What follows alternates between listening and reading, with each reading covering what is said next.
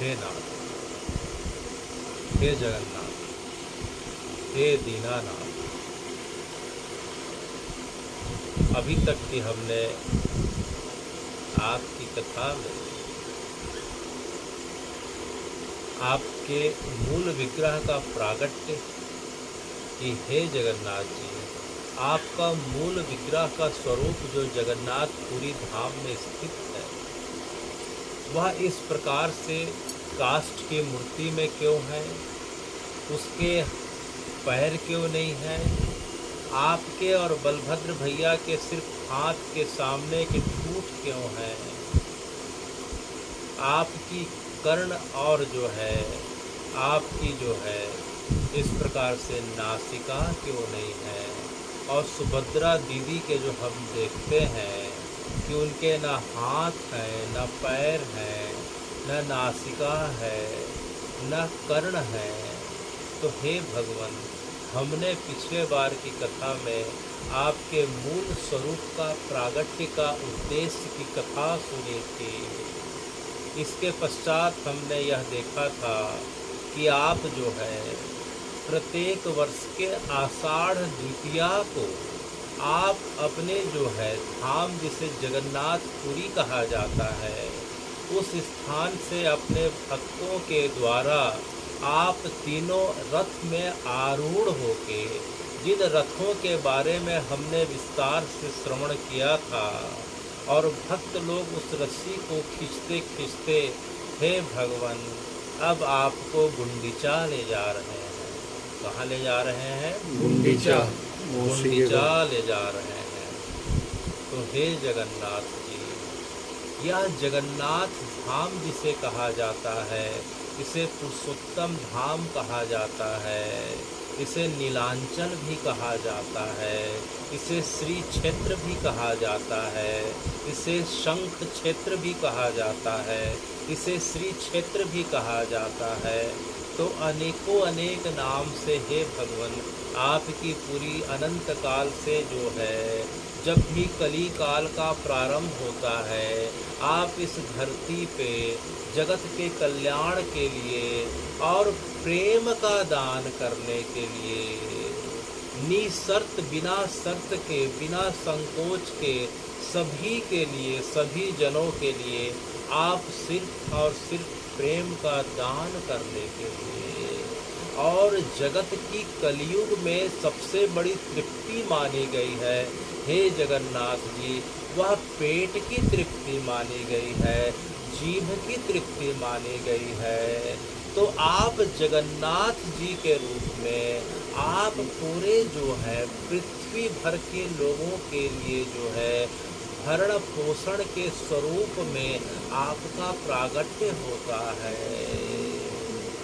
जगन्नाथ के भात को जगत पसारे हाथ, आपकी जो है कथा का जो है आपका जब सबसे सरल शब्दों में और अति संक्षेप में अगर महिमा गाई जाती है, तो आपके महाप्रसाद की महिमा गाई जाती है, जिस महाप्रसाद को पाने के लिए अनेकों अनेक विभूतियाँ, अनेकों अनेक देवों के देव महादेव, उनकी वामांगी श्री पार्वती जी, नारद जी, अनेकों अनेक भक्तों के साथ जिस महाप्रसाद को पाने के लिए हे भगवान अनंत काल की प्रतीक्षारत हो कि हे भगवान ये सतयुग कब बीते, ये द्वापर कब चले जाए, ये त्रेता कब इस प्रकार से गुजर जाए, और कब कलयुग आए, और हे दीनानाथ आप जगन्नाथ के रूप में प्रकट होके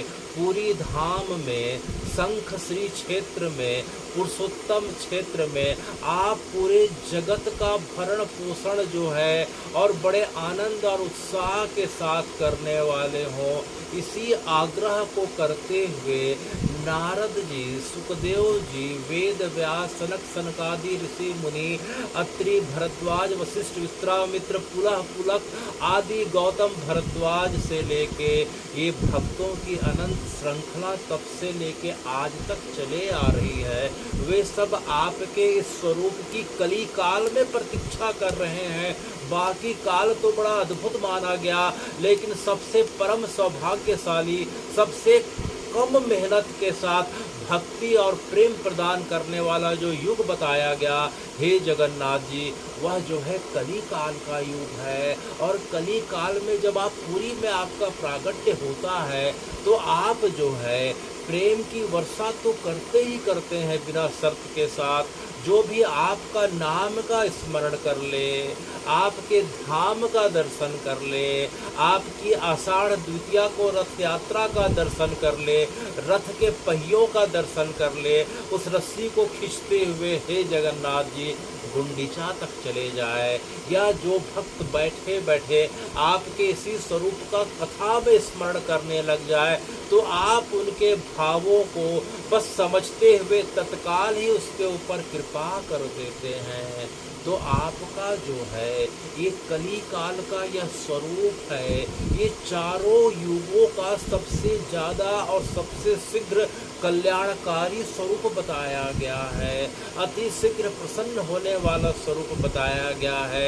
यह शरीर के साथ मन और आत्मा को तृप्त करने वाला स्वरूप बताया गया है। इसमें हे भगवान, आप तो मन के साथ अपने भक्तों को प्रफुल्लित करते ही हैं और साथ में आप शरीर रूप से उन्हें हृष्ट पुष्ट रखते हैं, क्योंकि आपके महाप्रसाद की महिमा है। इसीलिए हमने सुना था कि महाप्रसाद का कोई भक्त संकल्प कर ले तो पृथ्वी पे जिस जगह पे विराजमान हो उसे आप वर्ष भर के लिए आप अपने महाप्रसाद को सुलभ कर देते हैं। तो हे जगन्नाथ जी,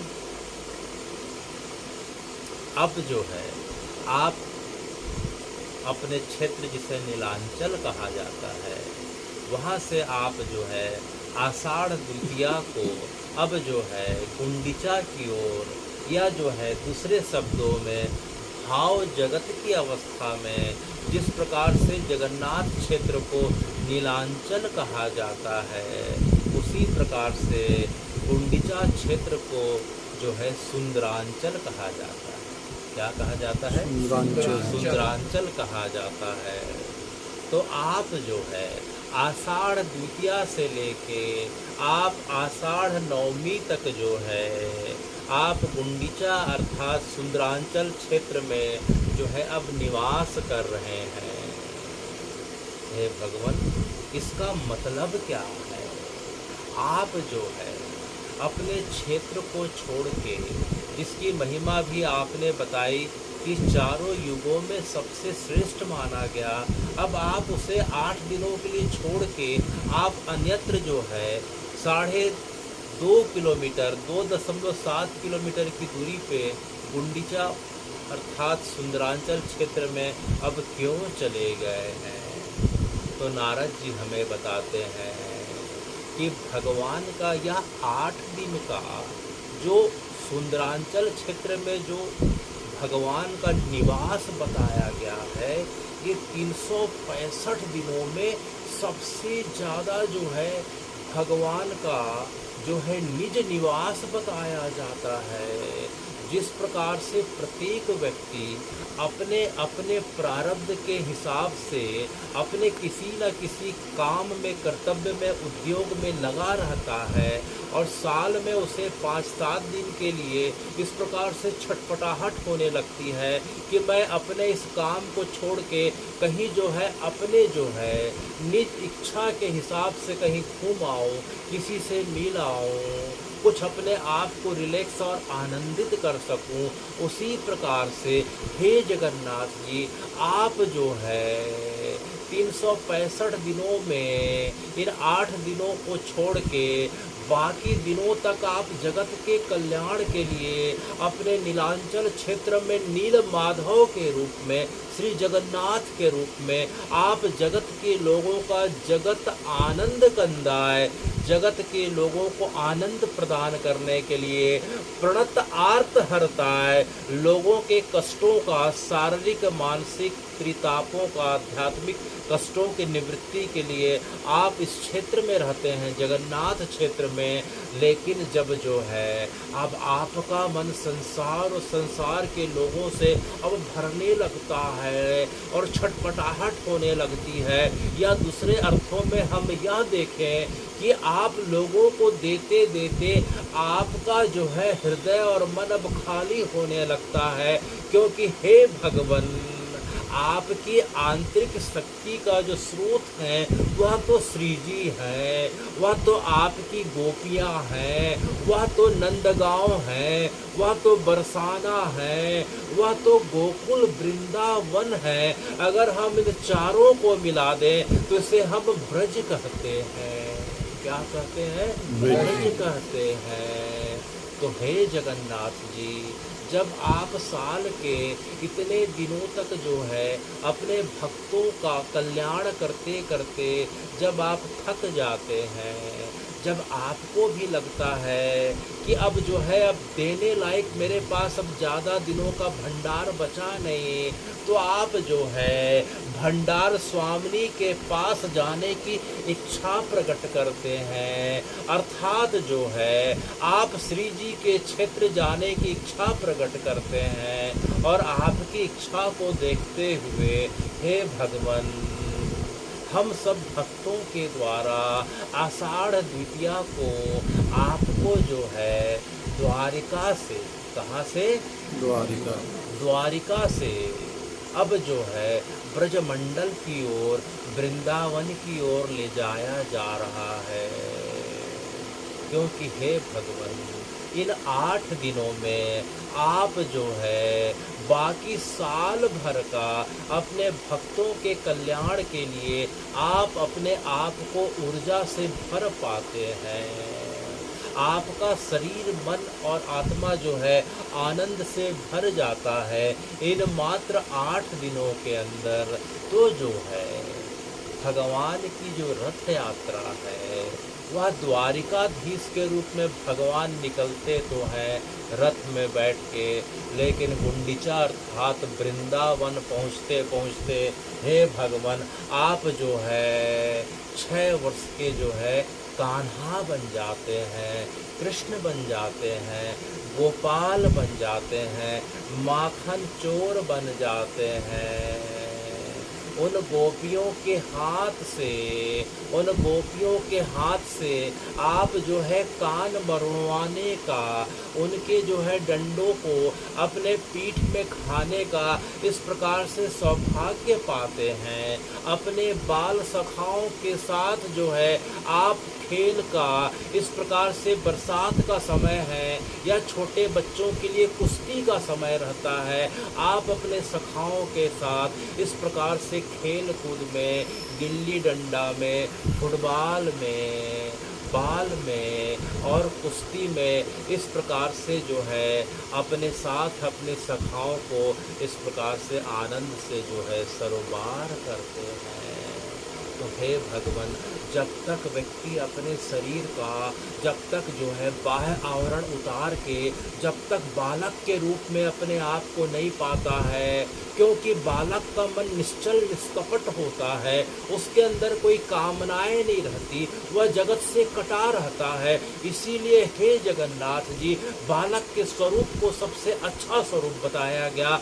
बालक के स्वरूप में कोई विकार नहीं रहते, इसीलिए उसके अंदर किसी प्रकार की बीमारियां नहीं रहती।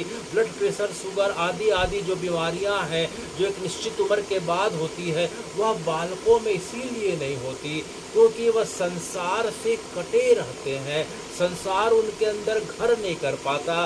काम, क्रोध, लोभ, मोह आदि षट विकारों से जो है उनका मन जो है हमेशा कटा रहता है। इसीलिए बच्चे बड़े स्वस्थ रहते हैं, ऊर्जावान रहते हैं, चंचल रहते हैं, सबके मन को प्रसन्न और आनंदित करने वाले रहते हैं। और जैसे ही बच्चा बड़ा होता है, युवा होता है, विकार आने लगते हैं, प्रौढ़ होता है तो संसार के भार से दबे जाता है, और वृद्धावस्था में शरीर और मन दोनों के भार से दबा कुचला जाता है। इसीलिए हे नंदनंदन, इन चारों अवस्थाओं में जो बालपन की अवस्था है सबसे श्रेष्ठ बताई गई है, और इस बात को आप खुद स्वीकार करते हैं। जब आप जो है कलयुग में जगन्नाथ के रूप में आते हैं तो हे भगवान, इन 8 दिनों के लिए आप ब्रजमंडल वृंदावन में जाके आप बालक स्वरूप को प्राप्त करते हैं।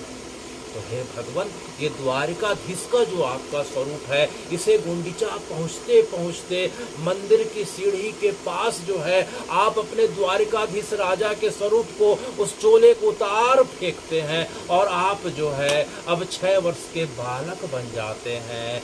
आपके जो है दरवाजे में, मंदिर के दरवाजे में दाई तरफ आपके सखा खड़े हैं, तन सुख मन सुख श्रीदामा खड़ा है, सभ्य सुग्रीव खड़े हैं। इधर देखते हैं तो आपकी अष्ट सखिया श्री जी के साथ आपके स्वागत के लिए खड़ी हैं। ललिता विशाखा चित्रा जो है इस प्रकार से खड़ी हैं।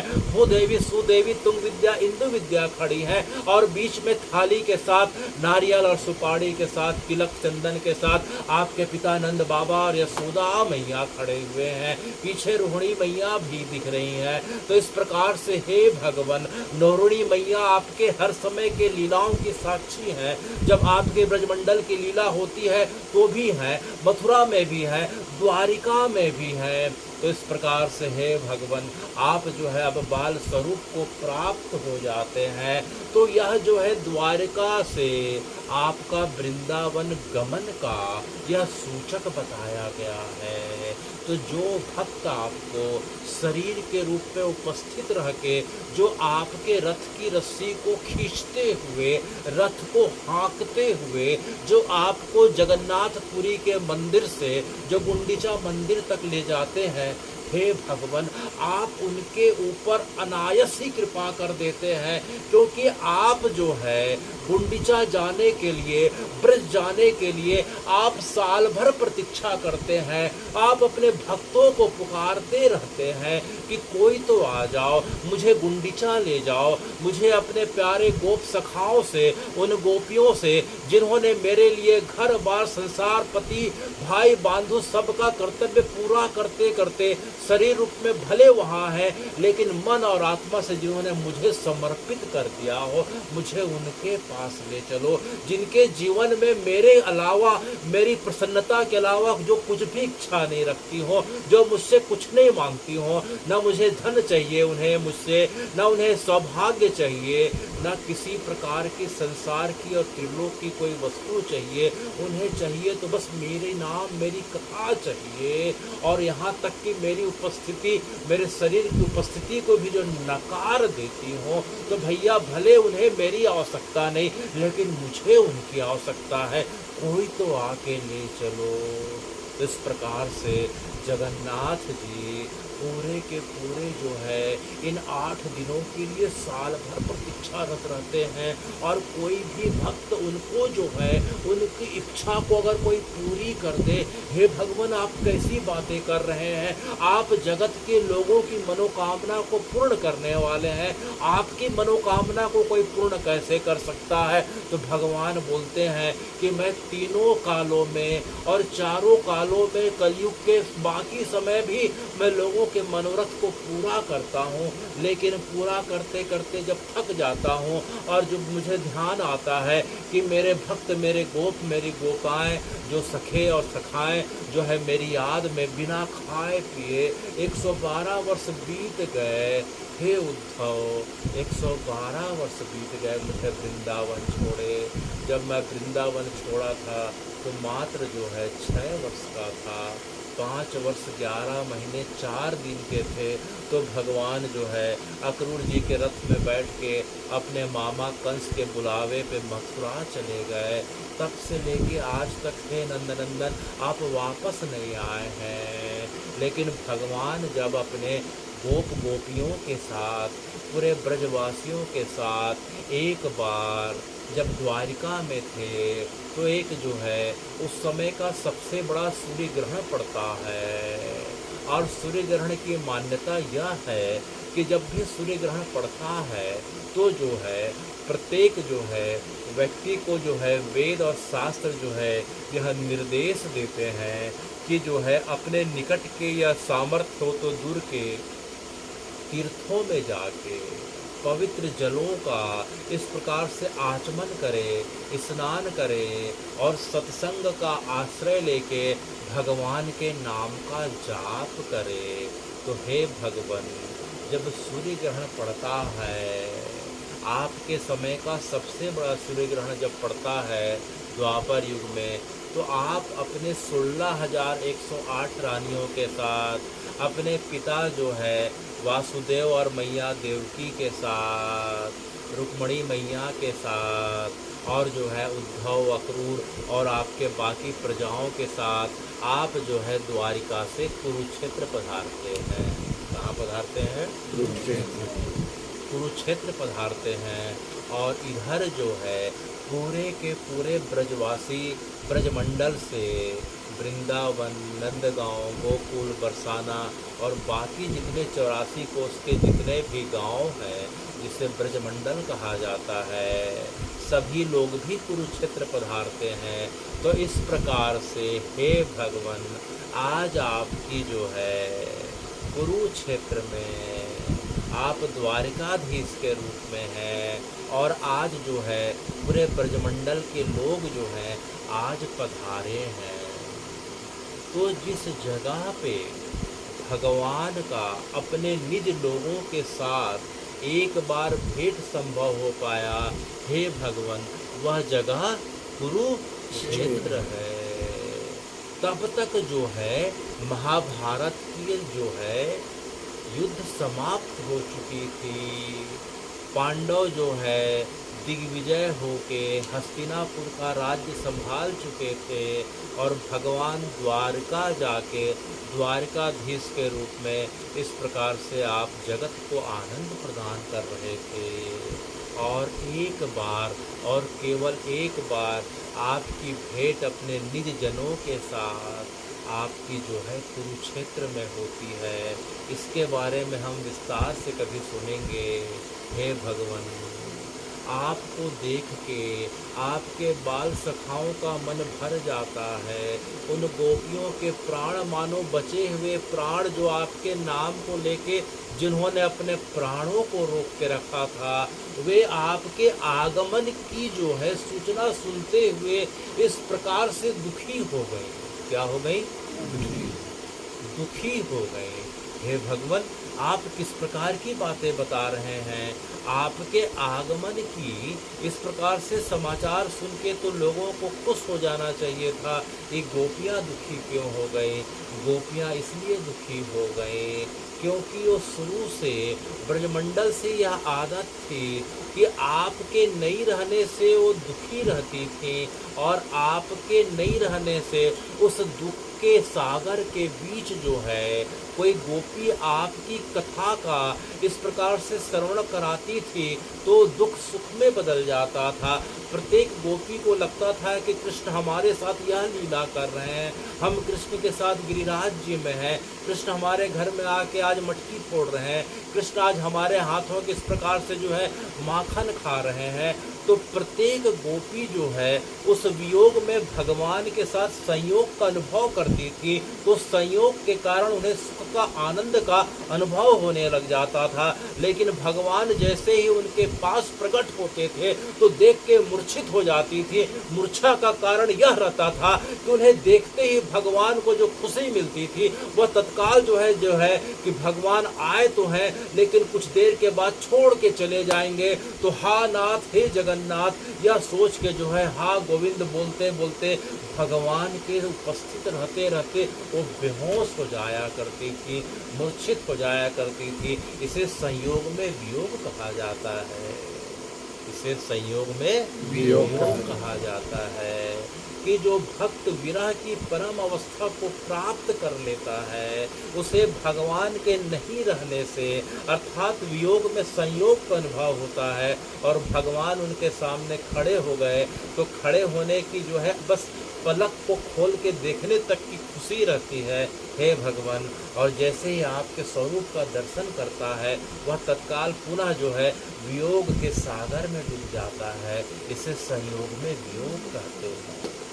तो गोपियाँ जो है आपके इस आगमन का समाचार सुनते ही बड़ी प्रसन्न हो गईं, और जैसे ही रथ जो है आपका नजदीक आते गया, कुरुक्षेत्र के मैदान में धूल के गुब्बार अब कम होते गए, रथ के पहिया थमते गए, तो देखते देखते जो है भगवान को जो है गोपियाँ जो है पहचानती थीं। तो पहले जो है रथ के गुब्बार से, उसके पश्चात हे भगवान आपके पीताम्बर से पहचानती थी, उसके पश्चात आपके मुकुट को देख के, और मुकुट के ऊपर मोर मुकुट को, मोर के पंख को देख के इस प्रकार से गोपियों को भाव आता था कि यह कृष्ण है। लेकिन यह क्या, यह तो कृष्ण के रूप में जो है उद्धव उतर रहे, क्योंकि कृष्ण और उद्धव का स्वरूप एक ही माना जाता है। वह भी पीताम्बर धारण करते हैं, उनके शरीर के अंग प्रत्यंग की कांति और रूप और रंग और बनावट भी भगवान से मिलती है।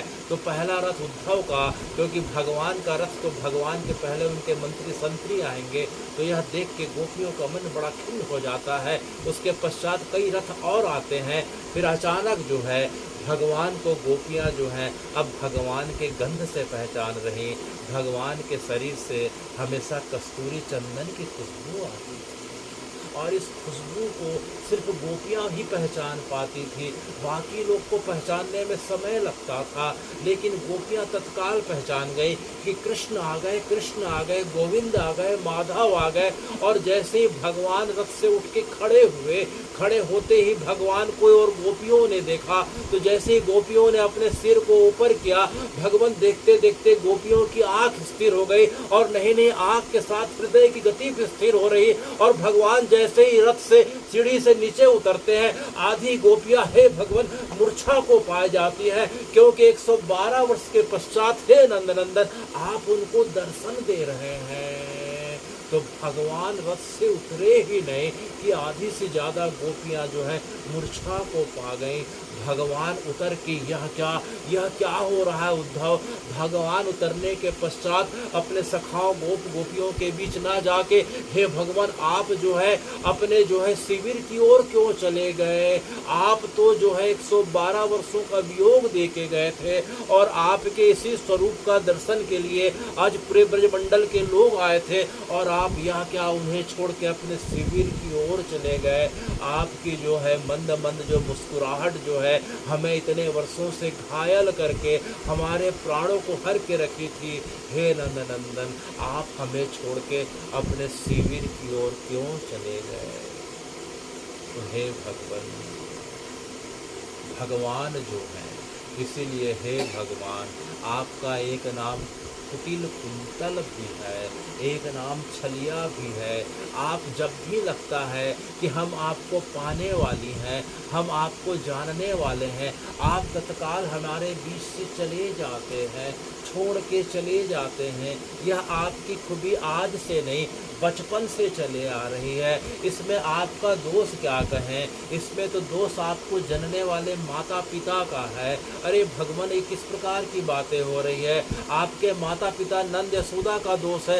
नहीं दूसरी गोपी बोलती है नंद यशोदा का दोष नहीं है ललिता, उनके यहाँ तो भगवान मथुरा से आए थे, दोष तो देवकी वासुदेव का है। अरे देवकी वासुदेव का दोष क्यों हुआ, वे तो अनेक जन्मों से भगवान को पाने की प्रार्थना कर रहे थे। अरे नहीं दोष तो कंस का है, उसके कारागार में रहने के कारण कंस के जो है उस प्रकार के गुण आ गए। तो क्यों गुण आ गए, क्योंकि जो व्यक्ति जैसा अन्न खाता है वैसा उसका मन हो जाता है। तो जो है कंस के भाई और बहन, कंस की बहन और जीजा जो है, देवकी बहन थी और वासुदेव जीजा थे। तो इस प्रकार से जो है कंस के कारागार में रहते हुए उनके अन्न को ग्रहण करते हुए उनके मन में छल कपट आ गया, और वही छल कपट कृष्ण के अंदर आ गया। इस प्रकार से गोपियां रात भर बातें कर रही, इसलिए हमें छल के चला जाता है। तो हे भगवान आखिरी तक पता नहीं चल पाया तब से लेके आज तक कि दोष किसका है। तो आखिरी में नारद जी कहते हैं कि दोष हमारा है। किसका है? हमारा है। हमारा है। तो इस प्रकार से है भगवान, कथा बड़ी मार्मिक और लंबी है। तो जो कुरुक्षेत्र में कुछ दिनों के पश्चात आपकी पुनः मुलाकात सब गोप गोपियों से होती है और सबके द्वारा आपके साथ जो है निवेदन किया जाता है कि हे भगवान, एक बार तो आप ब्रजमंडल पधारें, एक बार तो वृंदावन आए, एक बार तो द्वारकाधीश के स्वरूप को छोड़ के हमारे बीच आए। देखो तो हमारे मन में भले ही हम शरीर से वृद्धावस्था को प्राप्त हो गए, गोप सखा बोलते हैं, लेकिन हमारा मन तो जब आप हमें छोड़ के गए थे अभी भी वैसे ही का वैसे ही बना हुआ है। तो हे गोविंद, एक बार तो हमारे मन को रखने के लिए आ जाना। तो भगवान जो हैं उन्हें वचन देते हैं, भगवान उन्हें वचन देते हैं कि हे तनसु, हे भैया मनसु, हे ललिते, हे विशाखा, इस शरीर के छूटने के पश्चात जो है मैं अत्यंत शीघ्र ही पुरुषोत्तम क्षेत्र में, श्री क्षेत्र में, नीलांचल क्षेत्र में नील माधव के रूप में प्रकट होऊंगा। किस रूप में? नील माधव। नील माधव के रूप में प्रकट होऊंगा भैया। और जो है मैं तुम सबको वचन देता हूँ कि मैं तुम्हारे बीच साल में एक बार 8 दिनों के लिए अवश्य आऊँगा, अवश्य आऊँगा। यह सुनते ही उन सब भक्तों का, भगवान के गोप सखाओं का, उन गोपियों का, ब्रजमंडल के जितने चर अचर हैं, पशु पक्षी हैं, कीट पतंगे हैं, पेड़ हैं, जितने नदी नाले हैं, सबका मन भर आया कि देखो तो देखो भगवान अब कितने दयालु हैं। कल शाम रात तक जो है भगवान को जो छलिया कुटिल बोल रहे थे अब बड़े दयालु लग रहे हैं। तो भैया अब क्या करें, भगवान कुछ समय के पश्चात जो है नीलांचल क्षेत्र में पहुंचने वाले हैं। तो सबने अपनी अपनी व्यवस्था जमा ली कि भैया मैं जो है गुंडीचा क्षेत्र में अब मैं अपने स्वरूप पे प्रकट होऊंगा। तो तब से लेके आज तक जो है भगवान के गोप सखाएं, गोपियां जो हैं गुंडीचा क्षेत्र के आसपास, कोई मनुष्य रूप में, कोई स्त्री, कोई पुरुष, कोई बाल, कोई वृद्ध, कोई इस प्रकार से गाय, कोई मोर, कोई बंदर, कोई नदी, कोई नाला, कोई पत्थर, इस प्रकार से पेड़ अनेकों अनेक रूप में तब से लेके आज तक प्रकट हो रहे हैं। और जैसे ही हे भगवान आषाढ़ द्वितीया आती है तो जो हमें ये भीड़ दिखती है, ये लाखों की भीड़ जो रथ को खींचते जा रही है, ये कोई दूसरे नहीं, हे नंदनंदन, ये आपके द्वापर युग के आपके गोप सखा हैं। ये ब्रजमंडल के जितने आपकी आर्त प्रजा हैं जो आपको जो है बड़े भाव और चाव के साथ, बड़े प्रेम और दुलार के साथ इस प्रकार से खींचते हुए आपको जो है ब्रज ले जा रहे हैं। तो हे भगवान, ये जो आपकी जो है मंदिर से, श्री क्षेत्र से गुंडीचा की, नीलांचल से सुंदरांचल की जो यात्रा है, हे भगवान, ये आपके निज जनों के बीच की यात्रा है। ये आपकी प्राइवेट टिप मानी जाती है, जिसमें आपके जो गोप हैं, ये सखा हैं, गोपियां हैं, आपके रथ को खींचते हुए जो है ब्रज वृंदावन ले जा रहे हैं। और हे भगवान, जो भाव से कथा सुन रहे हैं, आप भी उन्हें उन गोप सखाओं का, उन गोपियों का वही फल प्रदान कर रहे हैं जो साक्षात जो है रूप में आपके रथ के रस्सी को खींच रहे हैं। आप भी उन्हें वही फल प्रदान कर रहे हैं। तो हे भगवान, आप जो है इन 8 दिनों में नीलांचल छोड़ के सुंदरांचल चले जाते हैं। और हे माधव, सुंदरांचल इसलिए कहा गया क्योंकि आप भक्तों का आर्त धोते धोते, उनके पापों को, कष्टों को इस प्रकार से ढोते ढोते हे नीलांचल महादेव, हे नीलमाधव, आपका स्वरूप भी बिगड़ के अब काला हो गया। आपका स्वरूप अब देखने में उतना अच्छा नहीं लग रहा। अब आपको ब्रज जाना पड़ेगा, तब आपका स्वरूप फिर से सुंदर हो जाएगा, फिर से आपके स्वरूप निखर जाएंगे, अंग प्रत्यंग में कांति आ जाएगी। इसीलिए गुंडीचा को सुंदरांचल कहा जाता है, जहाँ जाके हमारे नीलमाधव उस सुंदर अवस्था को प्राप्त कर पाते हैं। तो हे भगवान, यह जो गुंडीचा की जो यात्रा है, यह कोई साधारण रस्सी खींचने वाली यात्रा नहीं।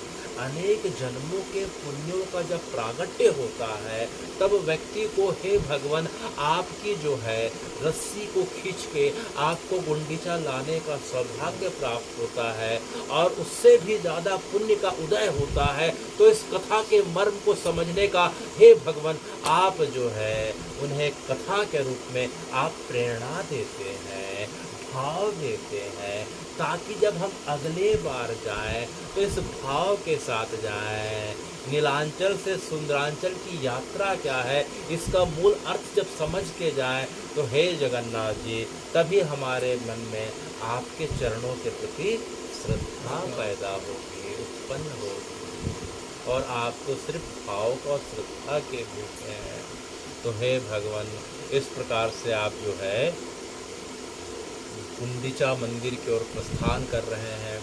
तो गुंडीचा मंदिर में जो है भगवान के आने के पहले जो है सबसे पहले गुंडीचा मंदिर की जो है पहले झाड़ू लगा के सफाई की जाती है। कैसे सफाई की जा रही है?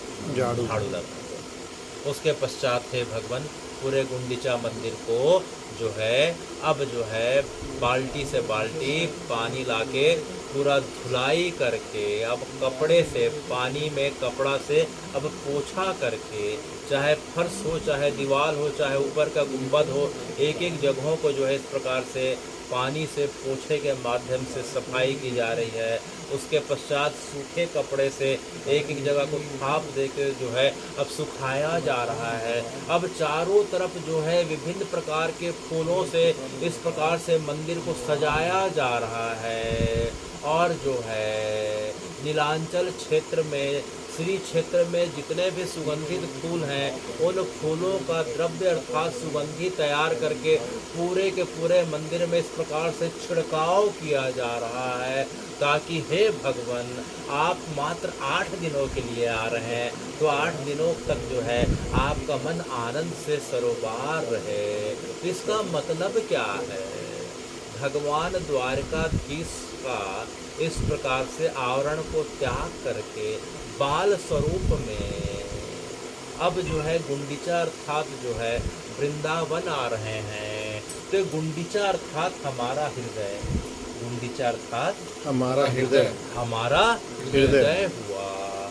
और गुंडीचा मंदिर में जो है पूरा जो मैल और धूल की जो कीचड़ की जो परत जमी हुई है, इस प्रकार से पत्ते गिरे हुए हैं, मैल है, धूल है, कीचड़ है, जो गंदगी है, उसे जो है पहले झाड़ू लगा के साफ किया जा रहा, पानी डाल के पोछा लगा के फिर सूखा पोछा लगा के साफ किया जा रहा।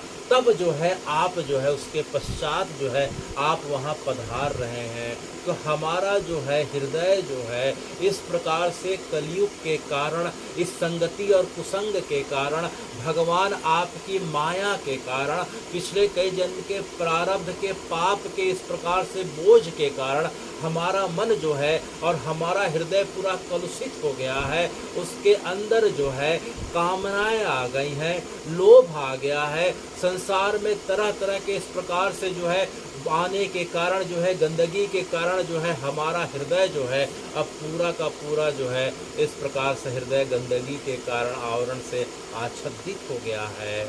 तो हे भगवान, हमारी आचार्य परंपरा कहती है, हमारी आचार्य परंपरा कहती है, सदाशिव समारंभा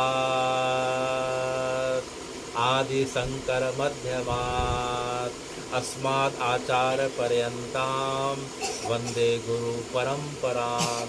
हे भगवान, आप इतने कृपालु और दयालु हैं कि हमारा मन इस प्रकार से पूरा विष की गठरी बन गया, हमारे हृदय में इस प्रकार से पाप की कालिक पुत गई, फिर भी आप जो है गुरु चरणों के माध्यम से, गुरु कृपा के माध्यम से, सत्संग के माध्यम से, अपने पुण्य ग्रंथों के माध्यम से आप जो है हमारे मन को कथा श्रवण से, सत्संग से, नाम जप के प्रभाव से, गुरु कृपा के प्रभाव से, हे भगवान आप हमारे हृदय के अंदर गुंडिचा रूपी हृदय में, हृदय रूपी गुंडिचा में जो मैल आ गए हैं, अब आप उसको दूर कर रहे हैं।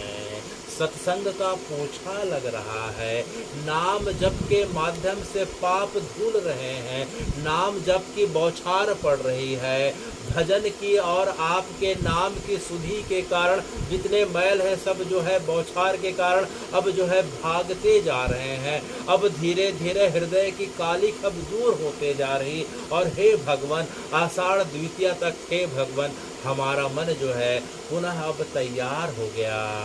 और जब मन जो है धीरे धीरे कथा के माध्यम से, सत्संग के माध्यम से, नाम जप के माध्यम से, गुरु चरणों में विश्वास रखने के कारण धीरे धीरे मन निर्मल हो जाता है। तो हे भगवान आप देरी नहीं करते, आप तत्काल गुंडीचा वृंदावन जो है अर्थात हमारे हृदय कमल में आ जाते हैं। तो इसीलिए भगवान के आने के पहले गुंडीचा में पहले झाड़ू लगाई जा रही, पानी से पोछा लगाया जा रहा, सुखाया जा रहा, फूलों की वर्षा हो रही है, आम के इस प्रकार से जो है आम के पत्तों का पूरा इस प्रकार से चारों तरफ तोरण के रूप में सजाया जा रहा। तब भगवान आप आ रहे हैं। भगवान ऐसे नहीं आते हैं, गुंडीचा में ऐसे नहीं जाते हैं। उसके लिए मन को गोपियों के समान, भगवान के सखाओं के समान निर्मल करना पड़ता है। तो कली काल में मन को निर्मल करने का सबसे सरल उपाय क्या बताया गया? भगवान की कथा और सत्संग, और दूसरा कोई उपाय ही नहीं है। तो इस प्रकार से हे भगवान आप गुंडीचा में 8 दिनों तक रह रहे हैं। और तीसरे दिन, कौन से दिन? तीसरे दिन जो है द्वारिका में रुक्मणी जी को पता चलता है कि भगवान बिना बताए चले गए हैं। हमने पिछले बार सुना था। तो रुक्मणी जी बाकी रानियों के साथ आती हैं और गुंडीचा में आके जो है दरवाजे पे जो है बहुत ज़ोर ज़ोर से क्रोध के कारण चिल्लाने लगती हैं कि कहाँ चले गए, बिना बताए कहाँ चले गए, हर बार ऐसा करते हो ऐसा करते हो। तो भगवान आते हैं, डर के मारे जो है भगवान जो है अपने गोप सखाओं के कंधे के पीछे छुपे हैं। भगवान जो है एक आंख से देख रहे हैं, एक आंख को बंद कर दिए हैं, सिर आधी उठी है सिर आधी झुकी है, क्योंकि रुक्मणी जी का तेज मानो जो है सूर्य के अंगार से भी तेज इस प्रकार से दिखाई दे रहा।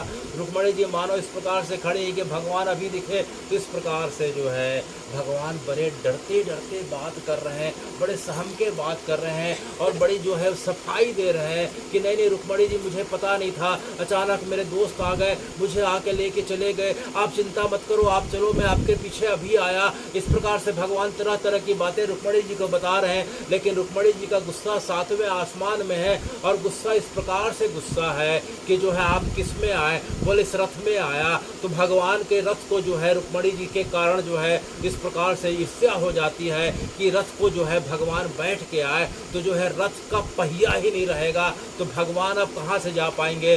तो रुक्मणी जी जो है अपने साथ जो है बेलन हथौड़ा लेके आई थी, रथ के पहिए को जो है बेलन हथौड़े से और अपने पैरों के प्रहार से तोड़ के चली जाती हैं।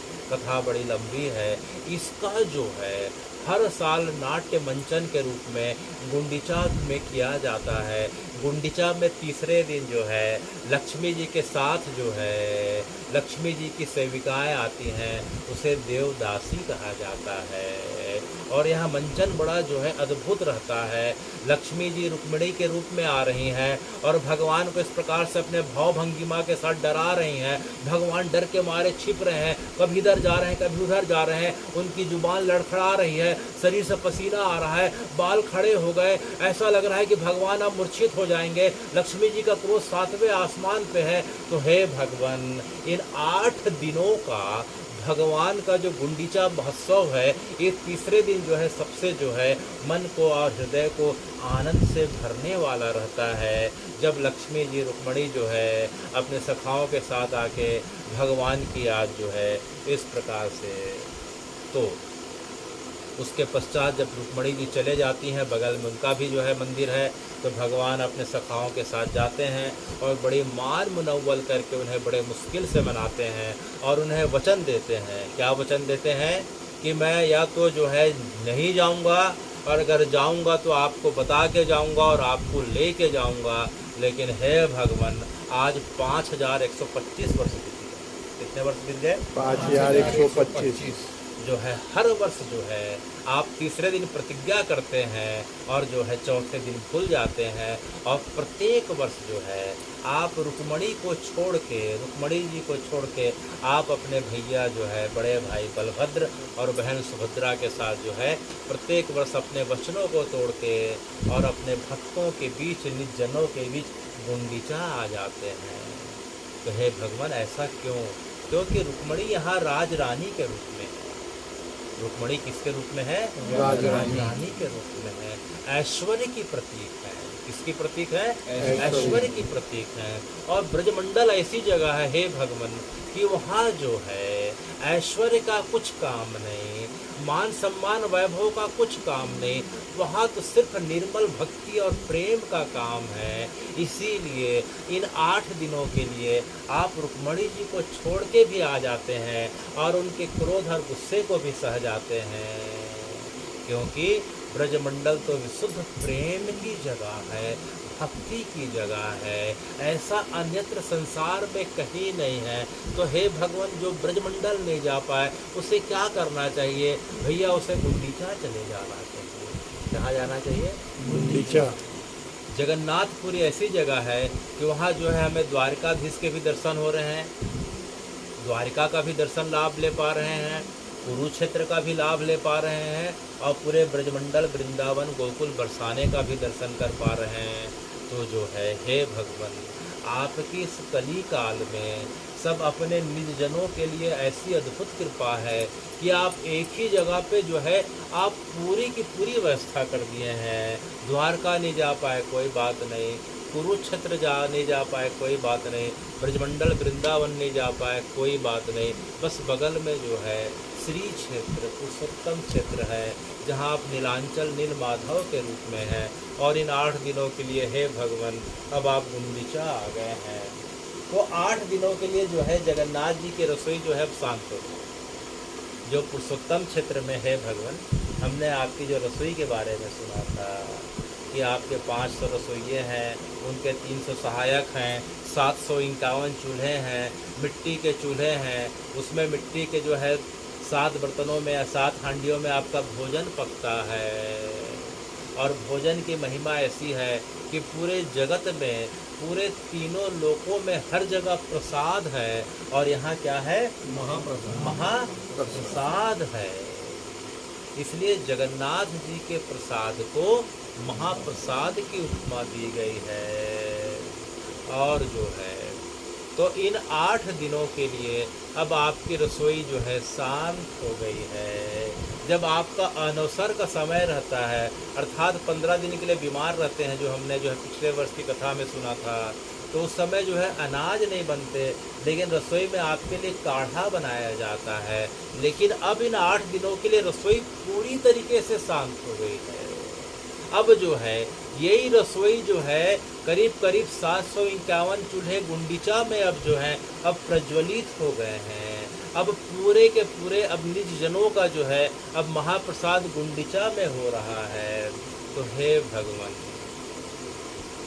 अगर देखा जाए तो अगर कोई पूछे कि हमें जगन्नाथ जी के दर्शन करना चाहिए कि गुंडीचा के करना चाहिए, तो हे भगवान जब आप भक्ति और जो है सत्संग के माध्यम से जब आप अपने भक्तों के जो है मन को धीरे धीरे निर्मल कर देते हैं, उसे आपकी कथा के माध्यम से अनायास ही गुंडीचा का जो है महत्व पता चल जाता है और वह गुंडीचा का पहले दर्शन करता है।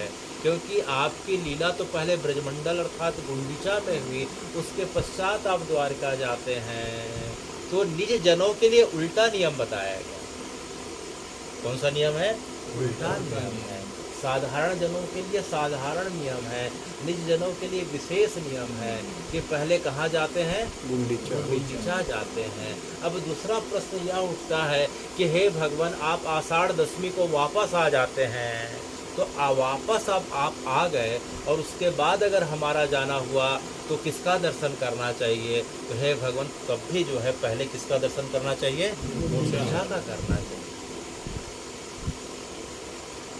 क्योंकि जगन्नाथ महाप्रभु का प्रागट्य जो है हमने सुना है, पिछले सत्र की कथा में हमने सुना कि जो है गुंडीचा रानी ने, कौन सी रानी ने? गुंडीचा रानी, जिसे भगवान से मौसी मानते हैं। किसकी भार्या पत्नी थी? राजा इंद्रदम्युन की। तो जो है लकड़ी के कास्ट में आपकी आकृति जो जगन्नाथ जी के रूप में है, कहाँ दी गई थी? इसी गुंडीचा जगह पे दी गई थी।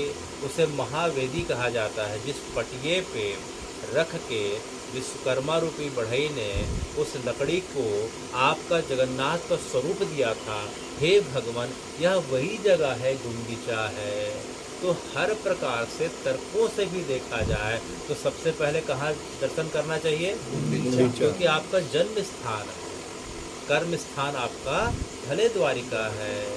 तो निज जनों के लिए सबसे पहले गुंडीचा का दर्शन होना चाहिए। तो हे भगवान, इसलिए गुंडीचा के दर्शन का बड़ा महात्मा है। जिस प्रकार से ब्रजमंडल के धूलि का महत्व है, उसी प्रकार से गुंडीचा की धूलि का महत्व है। श्री जगन्नाथ जी के मंदिर में जाने के बाद वह महत्व जो है धीरे धीरे कम होने लग गया। अब वहाँ महाप्रसाद का महत्व है। इसका महत्व है महाप्रसाद।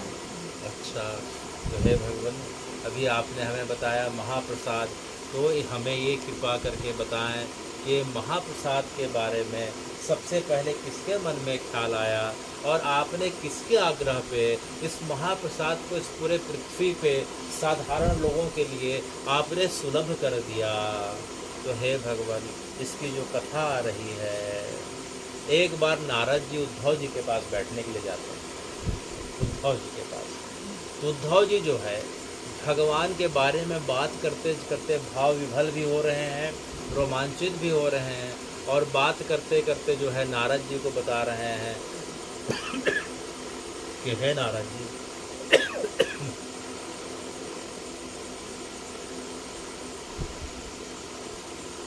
मैंने अब तक के जीवन में जो भगवान के साथ अंग संग का जो लाभ पाया है, उसमें सबसे महत्वपूर्ण जो है और जो सबसे पवित्र और सबसे कल्याणकारी है, वह भगवान का महाप्रसाद है। वह भगवान का जूठन है। क्या है? भगवान का जूठन। तो नारद जी को समझ में नहीं आया कि हे उद्धव जी, आप किस प्रकार की बातें कर रहे हैं? क्या भगवान का शंख, क्या भगवान का चक्र, क्या भगवान के गले की तुलसी माला, क्या भगवान का मोर मुकुट, क्या भगवान की बांसुरी? उद्धव जी ने कहा कि हे नारद जी, ये सब तो उत्तम है ही, लेकिन सबसे जो है उत्तम माना गया है, जो अति उत्तम है, वह भगवान का उच्छिष्ट अर्थात भगवान का जूठन है। तो नारद जी को बड़ा आश्चर्य हुआ। उद्धव जी, आप बड़ी अद्भुत बात बता रहे हैं।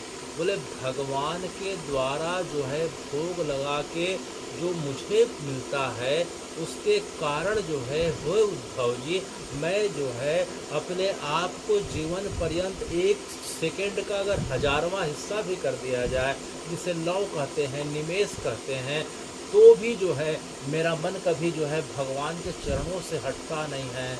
तो नारद जी ने पूछा कि भगवान का उच्छिष्ट अर्थात जूठन या महाप्रसाद में इतनी महिमा है कि उसे ग्रहण करते ही जो है हमारा मन केवल भगवान की चरणों में लग जाए। तो उद्धव जी ने कहा कि निसंदेह इसमें कोई शक नहीं है, भगवान के उच्छिष्ट अर्थात महाप्रसाद से, जूठन से बढ़कर पवित्र कोई चीज़ नहीं है और भक्ति को बढ़ाने वाली भी।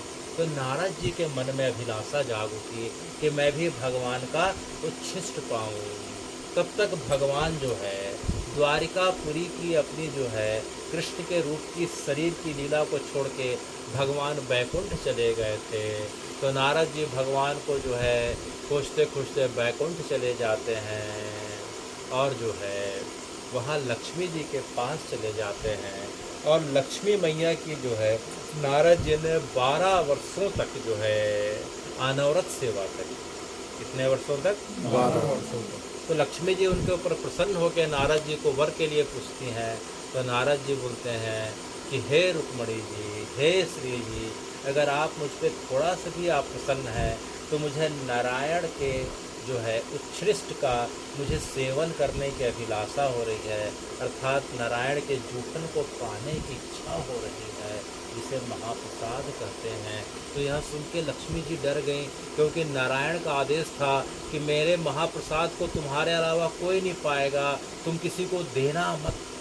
तो लक्ष्मी जी सुन के जो है बड़ी डर गईं और ऊपर से ख्याल आने लगा कि मैंने नारद को वर मांगने के लिए कह दिया, अब क्या करें तो क्या करें। तो उन्होंने धीरे से जो है भगवान के चरणों में बात जो है उन्होंने निवेदन कर दिया लक्ष्मी जी ने कि मुझसे भूल हो गई। क्या भूल हो गई श्री जी? बोले ऐसी ऐसी भूल हो गई। तो जो है भगवान मुस्कुराते हुए बोले कि जो ऐसी भूल है जिसमें जगत का कल्याण छिपा हो, ये मेरी प्रेरणा से हुआ है, आप चिंता मत करें। जब मैं भोजन के पश्चात जो थोड़ा सा प्रसाद निकाल के थाली में रख दूंगा और जब मैं यहाँ से चले जाऊंगा तब आप नारद जी को दे देना। तो दूसरे दिन ऐसी लीला हुई कि भगवान प्रसाद पाके थोड़ा सा छोड़ देते हैं लक्ष्मी जी के लिए। लक्ष्मी जी थोड़ा सा पाती हैं और थोड़ा सा फिर जब भगवान चले जाते हैं तो नारद जी को दे देती हैं।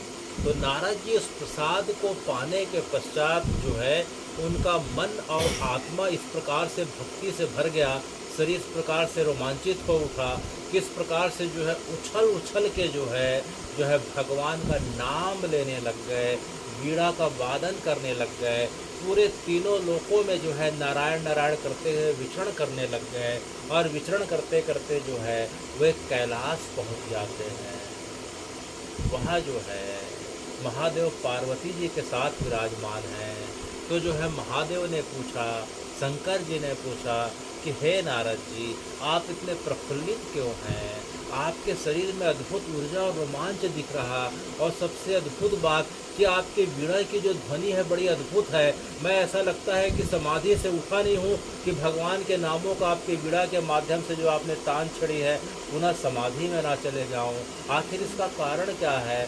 मैं आपको इतने दिनों से देख रहा हूँ, लेकिन इतना अद्भुत ऊर्जा और उसके साथ भक्ति का संगम मैं पहले बार देख रहा हूँ। तो नारद जी ने भगवान के कान में कहा कि हे आशुतोष, किसी को बताना मत, क्या बात है?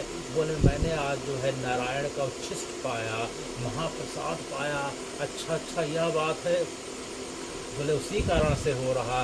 बोले हाँ, उसके बाद से मेरा शरीर मन पूरा बदल गया, मुझे किसी का होश नहीं, मैं केवल आनंद से भरा हूँ और भगवान के नाम को लेते जा रहा हूँ। अच्छा अच्छा, यह बात है नारद जी। अच्छा यह बताओ, आप तो मेरे अनन्य भक्त हो, क्या आपने जो है नारायण का उच्छिष्ट मेरे लिए भी लाए क्या? यह सुनते ही नारद जी जो है बड़े लज्जित हो गए। देखो तो देखो, भगवान जो हैं इतने भाव के साथ जो है मुझसे पूछ रहे हैं, आशुतोष पूछ रहे हैं कि हे नारद जी, आपने जो है नारायण का उच्छिष्ट मेरे लिए रखा है क्या? नारद जी देखते हैं, अरे अरे अरे, मुझसे गलती हो गई, हे नारायण मुझसे कृपा करें, मुझसे क्या हो गया? आशुतोष मांग रहे हैं, मैं दे नहीं पा रहा हूँ। अचानक भगवान की प्रेरणा हुई और जो है नारद जी ने अपने उंगली की तरफ देखा तो उन्होंने देखा कि उंगली के अग्रभाग में जो है भगवान का उच्छिष्ट का जो है 2-4 कण चिपका हुआ था। तो नारद जी बड़े संकुचाते हुए सहमते हुए बोले कि आप बुरा ना माने। बोले क्या, मेरे जो भगवान का जूठन जो मैंने खाया है अपने हाथ से, मेरे उंगली के अग्रभाग में रखा है, मुझे देने में संकोच हो रहा था, इसलिए मैं बोल नहीं पा रहा था। यह देखते ही आशुतोष खुशी के मारे उछल पड़े और नारद जी के हाथ के उंगली को अपने मुंह में रख के भगवान के उच्छिष्ट को जो है बड़े जो है भाव और चाव के साथ चाट चाट के खाने लग जाते हैं। अब तो देखो क्या, अब नारद के साथ जो है महादेव की भी खुशी का ठिकाना नहीं, और पूरे तीनों लोकों में केवल जो है नारायण की भक्ति और नाम इस प्रकार से जो है चारों तरफ गुंजायमान होने लग गए। यह देख उधर पार्वती जी आ जाती हैं। बोले कि क्या हो रहा है, इस प्रकार से आनंद का उत्सव, ऐसा कारण क्या है? तो उन्होंने बताया कि हम नारायण को उच्छिष्ट पाए हैं। तो पार्वती जी ने नारद जी से पूछा कि आपने मेरे लिए लाया क्या? तो नारद जी देखते हैं अब तो कुछ नहीं बचा। अब महादेव की ओर देखिए कि हे भगवान, आपका नियम है कि आप जब भी पाते हो तो मेरे लिए थोड़ा सा रखते हो, तो मेरा हिस्सा कहाँ है? यह देख के अब आशुतोष का भी, भगवान का भी अब जो है अब हालत जो है, अब करें तो करें क्या? जब जो है पार्वती ने देखा कि मेरे लिए महाप्रसाद इन्होंने नहीं रखा है, तो गुस्से के कारण जो है इस प्रकार से आग बबूला हो जाती हैं और पूरी पृथ्वी कांपने लगती है। देखते देखते उनके क्रोध के तेज के कारण तीनों लोग कांपने लग गए। हे भगवान, उनके लगता है कि आंखों के तेज से ये पूरा ब्रह्मांड भस्म हो जाएगा। तो जो है उनके तेज की ज्वाला बैकुंठ पहुंच जाती है।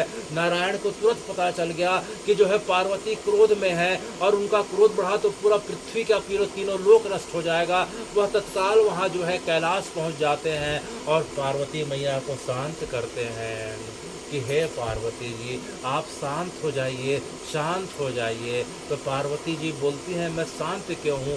पहला पक्षपात आपने किया, दूसरा नारद ने किया जिसे मैं अपना पुत्र मानती हूँ, तीसरा महादेव ने किया, मैं इनकी वामंगी हूँ और हर बार प्रसाद मेरे लिए रखते हैं, और इस बार इन्होंने नहीं रखा। मैं पूरे पृथ्वी को, पूरे तीनों लोगों को भस्म कर दूंगी। यह देख के जो है नारायण जो है उनसे बड़ी विनती करते हैं कि हे पार्वती जी, आप थोड़े से उच्छिष्ट के लिए आप इतने ज़्यादा क्रोध में क्यों आ गई? मैं आपको तो जो है, आपको तो मैं अपने महाप्रसाद का अधिकारी बनाता हूँ। अब जो है आज के बाद मेरा नियम रहेगा, जब तक महाप्रसाद आप स्वयं खड़े होके ना बनवाएं और सबसे पहले जब तक महाप्रसाद आपको भोग नहीं लगाया जाएगा तब तक मैं भी भोग नहीं लगाऊंगा। यह सुन के पार्वती जी का मन खिल उठा। हे नारायण, आप किस प्रकार की बातें कर रही हैं? सबसे पहले जो है महाप्रसाद मेरे को। बोले हाँ, आपको आने वाले समय में जब कलयुग आएगा तो मैं श्री क्षेत्र में, पुरुषोत्तम क्षेत्र में मेरा प्रागट्य होगा और वहाँ जो है आप बिमला देवी के रूप में रहेंगी। कौन से रूप में? बिमला देवी।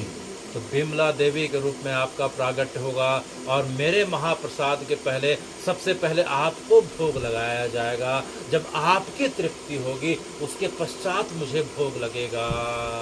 तो यह सुन के पार्वती जी का मन द्रवित हो गया।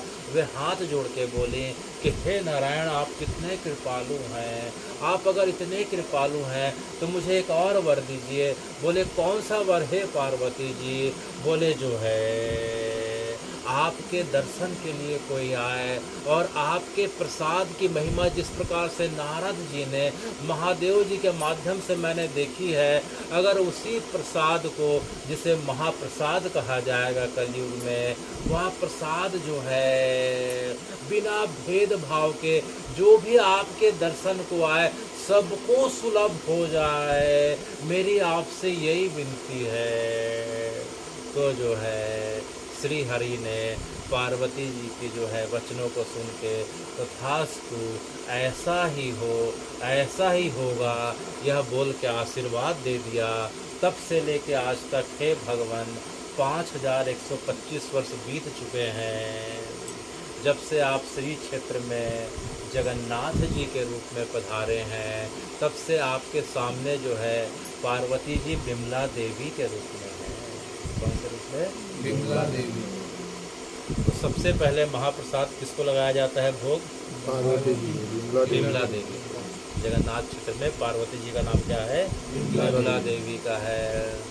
और जो है बिमला देवी जो है शंकर जी से नाराज हो गई कि आप जो है मेरे लिए रखे नहीं, इसलिए आपको जो है मंदिर के अंदर प्रवेश नहीं, आप बाहर ही रहें। तो जो है आशुतोष का, महादेव का मंदिर प्रांगण के बाहर निवास है, विमला जी का अंदर निवास है। पूरा अन्न क्षेत्र उन्हीं की देख रेख में चलता है। और वहाँ से लेके जो है अगर हम छत्तीसगढ़, बिहार, बंगाल की बात करें या पूरे भारतवर्ष की जो है अन्नपूर्णा देवी जो है वो कौन है? विमला देवी है। तो इस प्रकार से हम देख रहे हैं कि हे जगन्नाथ जी, आपकी गुंडीचा यात्रा, आपका महाप्रसाद और आपका जो है 4 द्वार है। सामने जिस द्वार से हम प्रवेश करते हैं उसे जो है सिंह द्वार कहते हैं, और पीछे की तरफ जो द्वार दिख रहा है उसे स्वर्ग द्वार कहते हैं, जो समुद्र की ओर खुलता है। तो हे भगवान, जब समुद्र का जो है बार बार ज्वार भाटा के रूप में, तूफान के रूप में आता था, तो जो है मंदिर के अंदर तक प्रवेश कर जाता था, जिसके कारण आपके स्वरूप को और भक्तों को तकलीफ होती थी। तो जो है आपने हनुमान जी को अपनी जो है इस स्वरूप के लिए जो है रक्षा के लिए आपने वहाँ जो है रख दिया, और हनुमान जी की कृपा के कारण जो है समुद्र जो है अपने एक सीमा में रहते हैं। समुद्र की लहरें जो है मंदिर तक नहीं आ पाती हैं। और आज से 2500 वर्ष पहले जब शंकराचार्य जी आए तो देखे कि जो है साल में जो है बाकी समय तक तो समुद्र जो है अपनी सीमा में रहते हैं, और जैसे ही भगवान जो है अपने क्षेत्र को छोड़ के गुंडीचा चले जाते हैं, समुद्र को जो है भगवान का वियोग सहन नहीं होता, वो समुद्र दौड़ते दौड़ते उनके पीछे चले जाता है, अर्थात समुद्र की लहरें आगे बढ़ जाती हैं मंदिर के आगे। तो इस प्रकार से जो है शंकराचार्य जी को देख के बड़ा दुख हुआ, और उन्होंने हनुमान जी को आदेश दिया। और क्या होता था, हनुमान जी बोले कि हे भगवान, मुझे भगवान ने यहाँ खड़ा किया है, जब तक भगवान यहाँ रहते हैं तब तक मैं रहता हूँ, और मेरे डर के मारे समुद्र नहीं आता, लेकिन भगवान मुझे छोड़ के जाते हैं तो मुझसे भगवान का विरह सहन नहीं होता, मैं भी पीछे पीछे चलने को होता हूँ, और जैसे ही मैं यहाँ से जाता हूँ समुद्र भी मेरे पीछे पीछे आ जाता है, इसमें मेरा कोई बस नहीं। तो शंकराचार्य जी ने हनुमान जी को जंजीर से जकड़ दिया। किससे जकड़ दिया? जंजीर से जकड़ दिया। आज भी हम अगर जाते हैं तो सिंह द्वार की ओर जो है, स्वर्ग द्वार की ओर, जो हनुमान जी का जो स्वरूप है उसे जो है जकड़े हुए जंजीर वाले हनुमान जी कहा जाता है। जंजीर में हनुमान जी को जकड़ा गया है। इस स्वरूप का भी दर्शन करना चाहिए। विभीषण जी प्रत्येक रात्रि को दर्शन के लिए आते हैं, विभीषण जी का भी वहाँ एक स्वरूप का दर्शन करना चाहिए। तो इस प्रकार से हे भगवान, अब जो है भगवान जो है कुछ दिनों में वापस आ जाएंगे। तो जगन्नाथ जी का जो शयन आरती होती है, सवेरे की जो आरती होती है भगवान की, उसे मंगला कहते हैं, और रात्रि को जो 11:30 बजे जो आरती होती है उसे क्या आरती कही जाती है? शयन आरती। तो जो शयन आरती होती है हे जगन्नाथ जी, उसमें जो है रोज आपको गा के, और पहले तो 70 साल पहले तक जब भारत में राजा महाराजाओं की परंपरा चला करती थी, तो जो है हे जगन्नाथ जी, शयन आरती के समय आपको जो है भोग लगाने के पश्चात गीत गोविंद का पाठ किया जाता था, और अभी भी पाठ किया जाता है। किसका? गीत गोविंद। गीत गोविंद का पाठ करके आपको सुलाया जाता है। और 70 वर्ष पहले तक जब भारत की परंपरा में जब जो है रजवाड़े हुआ करते थे, तो जो है आपको जो है एक जो है बड़ी सुंदर सी और जो है बड़ी प्यारी सी छोटी बच्ची जो है आपको नृत्य करके गीत गोविंद का पाठ जो है भक्तजन कर रहे हैं, और सामने में जो है बालिकाएं जो हैं आपको नृत्य कर रही हैं गीत गोविंद के एक एक पदों के हिसाब से अपने भाव भंगिमा को करते हुए। और जगन्नाथ जी देखते देखते धीरे धीरे जो है उनकी आंखें जो हैं धीरे धीरे बंद हो रही हैं। जैसे छोटा बच्चा है, एक बार में आंख बंद नहीं करता, टकटकी लगा के छत की तरफ देखता है, फिर उसकी पलक छोटी छोटी और धीरे धीरे पूरी पलक जो है कुछ समय के पश्चात बंद हो जाती है। तो हे जगन्नाथ जी, आप भी तब से लेके आज तक यह परंपरा है कि आपकी जो शयन आरती है तब से लेके आज तक आपको जो है गीत गोविंद का गान करके आपको सुलाया जाता है। किसका गान करके? गीत गोविंद। गीत गोविंद जो है आज से 800 वर्ष पूर्व जो है जयदेव गोस्वामी ने लिखा था। जयदेव गोस्वामी ने लिखा था। इनके बारे में हम आने वाले समय में सुनने वाले हैं। तो जो गीत गोविंद जो है भगवान को इतना प्रिय है, जगन्नाथ जी को इतना प्रिय है कि जो है उसके साथ ही जो है जगन्नाथ जी की शयन होता है। तभी भगवान जो है सोने को जाते हैं। आज जो है एक भी दिन ऐसा नहीं बीतता है कि जो है जगन्नाथ जी को गीत गोविंद का पाठ नहीं सुनाया जाता हो। और तो और हम देख रहे हैं, हे जगन्नाथ जी, जो आपको जो है उड़ाई जाती है ओढ़नी या साल या कंबल या चुनरी, उसमें जो है पूरे के पूरे जो है गीत गोविंद लिखे गए हैं। उस चुनरी को, उस ठंड में उस साल को, उस कंबल को ओढ़ के आप 365 दिन जो है आप शयन करते हैं।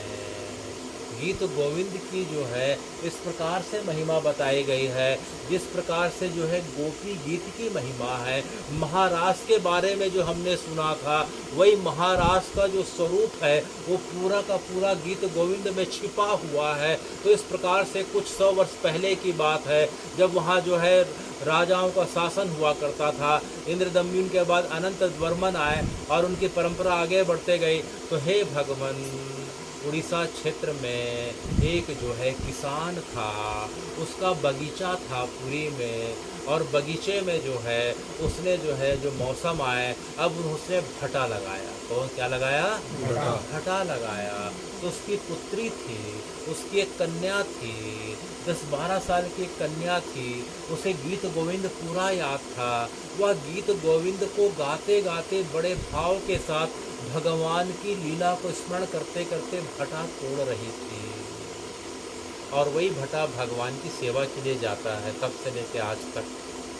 तो जैसे ही उस बालिका ने गीत गोविंद को गाना चालू किया, इधर दोपहर को भगवान का राजभोग का भोग लग रहा था। मध्याह्न के 12-1 बजे के आसपास हे जगन्नाथ जी, आपको जो है राजभोग का भोग लगाया जा रहा था। तो राजभोग लगता है तो जो है मंदिर के पट को 35-40 मिनट के लिए बंद कर दिया जाता है, ताकि भगवान जो है भोजन पाने के पश्चात कुछ देर विश्राम करें। तो जो है जैसे ही पंडे लोग जो है पर्दे को ढांक के दरवाज़ा को बंद करके जो है थोड़ा देर के लिए बाहर निकलते हैं, जगन्नाथ जी के कान में जो है गीत गोविंद की आवाज़ सुनाई देती है। जगन्नाथ अपना बाल स्वरूप धारण कर लेते हैं, 6 वर्ष का कृष्ण का रूप धारण कर लिए, और दौड़ते दौड़ते जो है उस बालिका की आवाज़ का पीछा करते करते चले जा रहे हैं। तभी बाहर निकले तो यह क्या, हजारों की भीड़, इनके बीच जाऊंगा तो लोग देख लेंगे, भीड़ में जाऊंगा तो देरी हो जाएगी। तो भगवान ने अपना रास्ता बदल दिया, पीछे के रास्ते से जंगल की ओर से, उस समय जंगल का जो है उस समय का समय काल था, तो जंगल से होते हुए, और जंगल भी इस प्रकार से थे हे भगवान कि रास्ते में जो है कांटेदार पेड़ थे। उन कांटों के बीच दौड़ते दौड़ते, और आप खाली पैर दौड़ रहे थे, तो कांटों के बीच दौड़ते दौड़ते आपकी रेशमी और मखमली जो पोशाक थी वह धीरे धीरे जो है छिलने लग गई। पोशाक में छेद हो गए, आपका मुकुट गिर गया, आपकी करधनी गिर गई, आपके कपड़े कई जगह से फट जाते हैं, पैर में कांटे चुभ गए, कंकड़ चुभ गए। फिर भी हे भगवान, आपको गीत गोविंद इस प्रकार से आपको रास आ रहा था कि आप दौड़ते दौड़ते उस बालिका के पास पहुंच गए, और जो है बालिका के पीछे खड़े हो गए। कहाँ खड़े हो गए? बालिका के पीछे हो गए। बालिका अपने धुन में गीत गोविंद को गाते गाते भटा तोड़ के टोकनी में डालते जा रही थी। भगवान पीछे खड़े होकर गीत गोविंद का आनंद ले रहे थे, और जैसे गीत गोविंद पूरा होने को आया, भगवान को ध्यान आया, अरे अरे 35-40 मिनट हो गए, फिर से पट खोलेंगे और मुझे नहीं पाएंगे तो उन्हें लगेगा कहाँ चले गए। फिर वापस दौड़ते दौड़ते पुनः आ गए, तो पुनः जो है धूल धक्कड़ के बीच, कांटों के बीच आते हैं। तो जो है जब पट खोला गया तो पुजारी ने देखा, अरे बाप रे, यह क्या, सुभद्रा जी के और बलभद्र जी के तो पोशाक ज्यों का त्यों, और अभी हमने नया पोशाक पहनाया था, पूरे फटे हुए, कांटे लगे हुए, और उन्होंने देखा, अरे बाप रे, ये तो थोड़े थोड़े लहू के निशान दिख रहे हैं। उन्हें समझ में नहीं आया क्या हो गया, बड़ा अनर्थ हो गया। उन्होंने वहाँ के राजा को खबर किया, राजा दौड़ के आया कि हे जगन्नाथ जी, आपकी क्या दशा, कहीं जो है पूरे उड़ीसा राज्य में कुछ अशुभ के संकेत तो नहीं आ रहे हैं। वह सिर पटक पटक के रोने लग गया, कोई कुछ नहीं बता पाया। वह राजा जाके जो है महल में जाके इधर उधर जो है विचरण कर रहा था। अचानक रात के 2-3 बजे झपकी आ जाती है। झपकी में जो है हे जगन्नाथ जी, आप प्रकट हुए। और आप जो हैं उस राजा को बोलते हैं कि हे राजन, तुम्हारी चिंता अपने स्तर पर ठीक है, लेकिन इसका कारण वह नहीं है जो तुम सोच रहे हो। तो हे भगवान, क्या कारण है? आपका शरीर धूल धूसरित है, आपके अंग वस्त्र पूरे फटे हैं और आपके शरीर में लहू के निशान और कटे फटे दिखाई दे रहे हैं। यह क्या हो गया? तो भगवान मुस्कुराते हुए बोले, अरे भैया देखो तो देखो, थोड़ी दूर में एक बालिका गीत गोविंद को गाते हुए मुझे याद कर रही थी, तो मुझसे रहा नहीं गया। कोई भी भक्त चाहे यहाँ बैठा हो, मुझे उस भाव से कोई याद कर ले तो मुझे तत्काल छोड़ के जाना पड़ता है। तो मैं उस बालिका के पास दौड़ते दौड़ते चला गया, तो जाते जाते कंकड़ थे, रास्ते में कांटे के पेड़ थे, वो चुभ गए, जिसके कारण कपड़े ऐसे हो गए, पैर वैसा हो गया। हे भगवान, आप किस प्रकार की बातें कर रहे हैं? अगर तुम्हें मेरी बात पर विश्वास नहीं हो राजन, तो तुम कल जाके उस जगह को देख लेना। और मैंने निशानी के रूप में अपना एक रेशमी वस्त्र मुझे उड़ाया गया था, वहीं छोड़ दिया है। अच्छा, फिर क्या आदेश है भगवान? तो एक काम करना, उस बालिका के गाए गीत गोविंद मुझे बड़े अच्छे लगते हैं, तो तुम उसे बड़े सम्मान के साथ रथ में बाजे गाजे के साथ पूरे घर वालों के साथ यहाँ मंदिर के बगल में एक अच्छा उसे जगह दे देना, और उससे निवेदन करना उसके पिताजी से कि मुझे रोज़ रात को गीत गोविंद सुनाया करे, क्योंकि भैया मैंने एक बार सुन लिया, अब मैं अगर नहीं सुनूंगा तो मैं इस जगह पे। अरे भगवान, आप ऐसी बातें ना करें, आप एक क्या अनंत काल तक हम आपको गीत गोविंद सुनाया करेंगे। मैं अभी गया, राजा उठता है और अपने मंत्रियों के साथ दौड़ के उस बगीचे पे चले जाता है। वह जाके देखता है तो देखता है वह बालिका वही जो भगवान ने वर्णन किया था, गीत गोविंद गा रही, और भगवान का वहाँ रेशमी इस प्रकार से कपड़ा वहाँ उस जगह पे गिरा हुआ था। राजा को पूरा समझ में आ गया। लड़की के पिता से निवेदन किया और बड़े बाजे गाजे के साथ मंदिर के बगल में उसे स्थान दिया गया। और तब से लेके हे भगवान आज़ादी के पहले तक की यह परंपरा थी कि उसी के वंश वाले उस लड़की ने जीते जी तो भगवान को गीत गोविंद सुनाया, उसके पश्चात उसके वंश वालों ने सुनाया, और अब गीत गोविंद भगवान को सुनाया जाता है। लेकिन अब नृत्य की प्रथा अब नहीं रह गई है।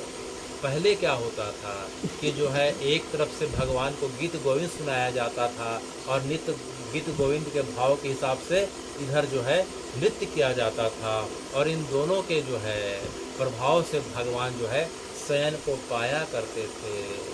तो हे भगवान, कृष्णा त्वयि पाद पंकजम पांजरांतम आदौ मैं विशतु मानस राजहंसा। हे कृष्ण, हे जगन्नाथ, हे गोविंद, हे माधव, आपके चरण रूपी पिंजड़े में, आपके चरण रूपी पिंजड़े में मेरा मन रूपी हंस, मेरा मन रूपी हंस आज और अभी ही कैद हो जाए, आज और अभी ही कैद हो जाए। हे कृष्ण, मेरे इस चंचल मन को जो आपके अलावा हर जगह जाते रहा है, आज ही अपने चरणों की सेवा में कैदी बना के रख लीजिए। कृष्णा त्वयि पाद पंकजम पांजरांतम, पांजरांतम माने पिंजड़ा, पांजरांतम माने पिंजड़ा, पाद पंकज माने चरण कमल रूपी आपके जो पैर हैं। कृष्णा माने हे कृष्ण, हे गोविंद, त्वयि माने आपके। कृष्णा त्वयि पाद पंकजम पांजरांतम, ठीक है। अद्दौ में विशतु, अद्दौ माने आज ही, अभी ही, आज ही और अभी ही, क्योंकि इस शरीर का कोई भरोसा नहीं। यह शरीर इस शरीर के अंदर जो प्राण है कब हमें धोखा दे के चले जाएं, अर्थात शरीर का कब अंत हो जाए कोई भरोसा नहीं। इसीलिए आज ही और अभी ही। अद्दौ मैं विशतु मानस राजहंसा। यह जो मेरा मन रूपी हंस है, जो हर समय भटकते रहा है, आपके अलावा हर जगह जाता है, बस आपके पास जाने का इसका मन नहीं करता। तो हे भगवान, बड़ी मुश्किल से आपके पास पकड़ में आया है, जिसे पकड़ के आज कैद कर लीजिए, अपने चरणों का दास बना लीजिए। अद्दौ मैं विशतु मानस राजहंसा। प्राण प्रयाण समये कफवात पित्तै कंठौ अवरोधन विधौ स्मरणम कुतः ते। क्योंकि शरीर का कब अंत हो जाएगा, कब इस शरीर से प्राण निकल जाएंगे, इसके बारे में कोई नहीं बता सकता। और हमने सुना है और हम सब ने देखा है कि हे भगवान, जब प्राणांत का समय आता है, जब शरीर से प्राण निकलने का समय आता है, तो जो गला अवरुद्ध हो जाता है, आंखें फैल जाती है, दिमाग शून्य हो जाता है, कुछ सूझता नहीं है। तो हे भगवान, ऐसे समय में जब कुछ सूझता नहीं हो, गला अवरुद्ध हो जाता हो, कंठौ अवरोधन विधौ, कंठौ माने कंठ, अवरोधन माने चौक हो जाना, स्मरणम कुतः ते। प्राण प्रयाण समये, प्राण त्यागने के समय, प्राण प्रयाण समय कफवात पित्तई। इस शरीर में जो है, तीन चीज से ही ठीक रहने से शरीर ठीक रहता है, और कोई एक बिगड़ता है तो शरीर बिगड़ जाता है। वात पित्त और प्राण प्रयाण समय कफवात पित्तई कंठौ अवरोधन विधौ स्मरणम कुतः ते।